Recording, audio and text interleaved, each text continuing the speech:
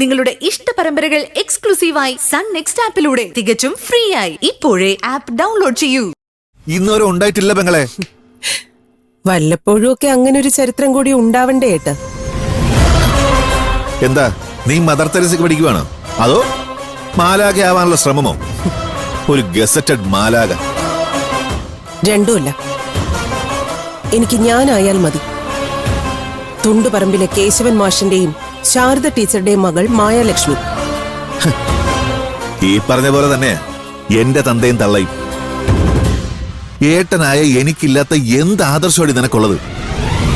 ഞാൻ അവരുടെ മകളാണെന്നുള്ള പൂർണ്ണ ബോധ്യം. ശ്രീനി ഇതിൽ ഇടപെടണ്ട.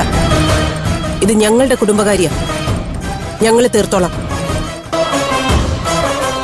സ്വാമിയേട്ടന് മറ്റൊന്നും പറയാനില്ലല്ലോ. എനിക്ക് വല്ലാത്ത തലവേദന. ഒന്ന് കിടക്കണം.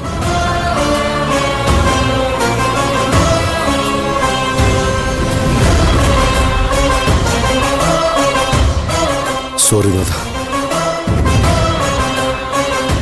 എന്നാലും ഞാൻ ഇത്രയും പ്രതീക്ഷിച്ചില്ല ശ്രീനി. ഇനി ശല്യം ചെയ്യാൻ ഞാൻ വരില്ല.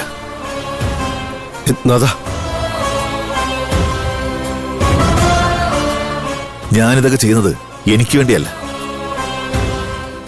നമ്മുടെ മക്കൾക്ക് വേണ്ടിയാ. അവരുടെ ഭാവിയെ കരുതിയ. എന്റെ മെഡിക്കൽ കോളേജിന്റെ പേര് ആശാനാഥൻ ഹോസ്പിറ്റൽ എന്നല്ല, ജീവൻ പൂജ ഹോസ്പിറ്റൽ എന്ന്. അതാരും മറക്കണ്ട.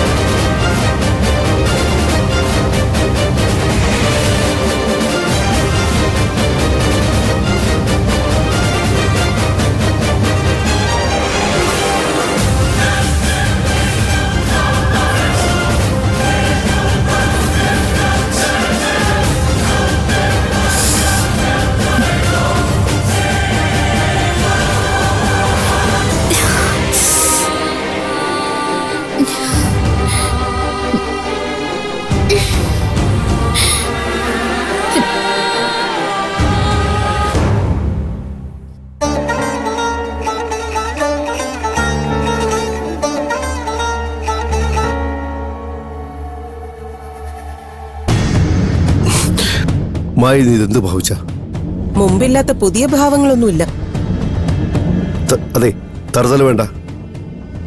നാഥൻ അന്യനൊന്നുമല്ലോ, സ്വന്തം കൂടെ പുറപ്പല്ലേ.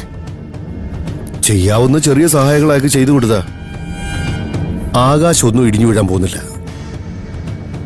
ആകാശം ഇടിഞ്ഞു വീഴില്ലെന്ന് എനിക്കും അറിയാം. പക്ഷെ എന്റെ മനസാക്ഷി ഇടിഞ്ഞു വീഴും. ഞാൻ ഇത്രയും കാലം ആറ്റുനോറ്റു കൊണ്ടു നടന്ന എന്റെ സെൽഫ് റെസ്പെക്ട് എനിക്ക് നഷ്ടപ്പെടും. എന്തൊക്കെ നഷ്ടപ്പെട്ടാലും മായാലക്ഷ്മി IAS അത് സഹിച്ചു വരും. പക്ഷെ സ്വയം നഷ്ടപ്പെട്ടാൽ പിന്നെ ഞാൻ എന്നെ തന്നെ വെറുക്കും. ചിലപ്പോ ആ വെറുപ്പിന്റെ ഒടുവിൽ എനിക്ക് എന്നെ കൈമോശം വരും. ഞാൻ ഇല്ലാതായി കാണാൻ ശ്രീനിക്ക് താല്പര്യമുണ്ടെങ്കിൽ പറഞ്ഞാൽ മതി. നിങ്ങൾ പറയുന്ന ഏത് കടലാസിലും ഞാൻ കണ്ണുടച്ച് ഒപ്പിട്ട് തരാം. പിന്നെ മായയെ ആരും അന്വേഷിക്കരുത്.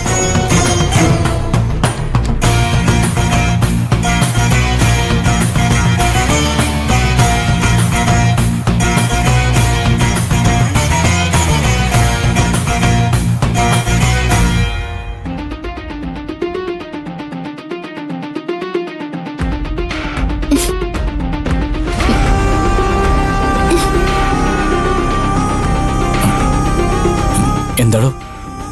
എന്താന്നറിയില്ല, പെട്ടെന്നൊരു തലകറക്കം, ആകെ ഒരു അസ്വസ്ഥത പോലെ. പൂജ, ഞാനൊന്ന് ബാത്റൂമിൽ പോയിട്ട് വരാം. പൂജ, എന്താ, എന്തെങ്കിലും സീരിയസ് ആയിട്ടുണ്ടോ? അറിയില്ല, ആ ടാബ്ലറ്റ് കഴിച്ചപ്പോ മുതൽ ആകെ ഒരു വല്ലായ്മ. ഞാൻ പോരാം.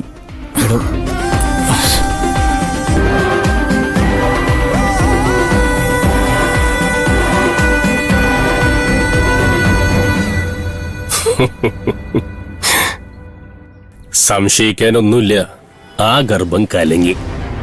എലിസബത്ത് ഒരു ഏറ്റതാ. ചുമ്മാതാണോ നമ്മെ അവര് ചോദിച്ച ശമ്പളവും കൊടുത്ത് അവിടെ വെച്ചേക്കുന്നത്? അത് നേരാ. നമ്പടി മുതലാളിയുടെ ആശുപത്രിയുടെ ഐശ്വര്യം ആ ഡോക്ടർ തന്നെ.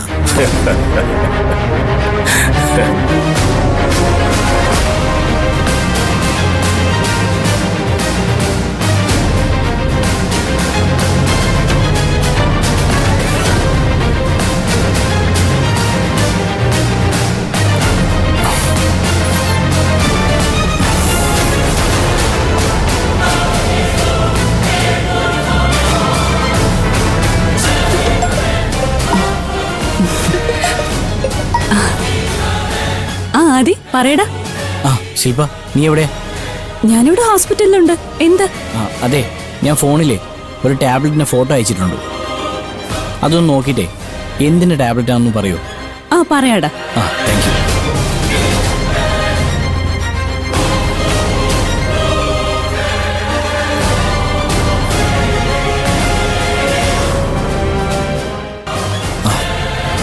എടോ, ഇപ്പൊ എങ്ങനെയുണ്ട്? ഓക്കെയാ, കുഴപ്പമില്ല.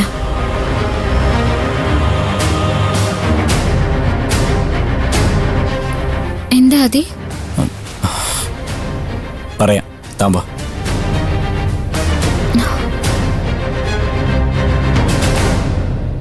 ഈ കാര്യത്തിൽ ആരുടെ ഉപദേശം എനിക്ക് ആവശ്യമില്ല. ഒരാളെ കണ്ടാൽ മനസ്സിലാക്കാനുള്ള തിരിച്ചറിവും ബോധവും ഒക്കെ എനിക്കുണ്ട്. മുത്തശ്ശിയുടെ കാര്യമല്ല ഞാൻ പറഞ്ഞത്. എനിക്കെന്തോ അവരുടെ വരവും പെരുമാറ്റമൊന്നും തീരെ പിടിക്കുന്നില്ല. ദത്തേട്ടന്റെ സസ്പെൻഷനിൽ അവർക്ക് പങ്കില്ലെന്ന് ഞാൻ വിശ്വസിക്കുന്നുമില്ല. ഞാൻ വിശ്വസിക്കുന്നുണ്ട്. അവരുടെ അധികാരവും സ്വാതന്ത്ര്യവും വെച്ച് അവർക്ക് എന്തും ചെയ്യാമെന്നിരിക്കെ അവരെന്തിനാ അത് ഇവിടെ വന്ന് ബോധ്യപ്പെടുത്തണം? അവർക്ക് അവരുടെ കാര്യം നോക്കിയാ പോരെ. അവരുടെ കുഞ്ഞിന്റെ പേരിൽ അവർ വഴിപാട് നടത്തുമ്പോ അവരെന്തിനാ നമ്മുടെ ആദ്യക്കുട്ടിന്റെ പേരിൽ വഴിപാട് നടത്തുന്നത്? നാളെ എന്തെങ്കിലും കുഴപ്പമുണ്ടായാൽ നമ്മൾ അവരെ സംശയിക്കാതിരിക്കാൻ.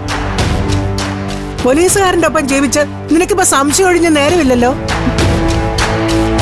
ഇക്കണക്കിന് നീ പറയുമല്ലോ ഞാനും അവരും തമ്മിലുള്ള അടുപ്പം ആദ്യമോനെതിരാന്ന്. മുത്തശ്ശി എഴുതാപ്പുറം വായിക്കണ്ട. എന്റെ കണ്ണിൽ കണ്ട കാര്യം ഞാൻ പറഞ്ഞെന്നേ ഉള്ളൂ. ഇഷ്ടപ്പെട്ടില്ലെങ്കിൽ ഞാനതങ്ങ് തിരിച്ചെടുത്തു. പക്ഷെ എന്റെ ഒരു ചോദ്യത്തിന് മുത്തശ്ശി മറുപടി പറഞ്ഞേ പറ്റൂ. എന്താടേ?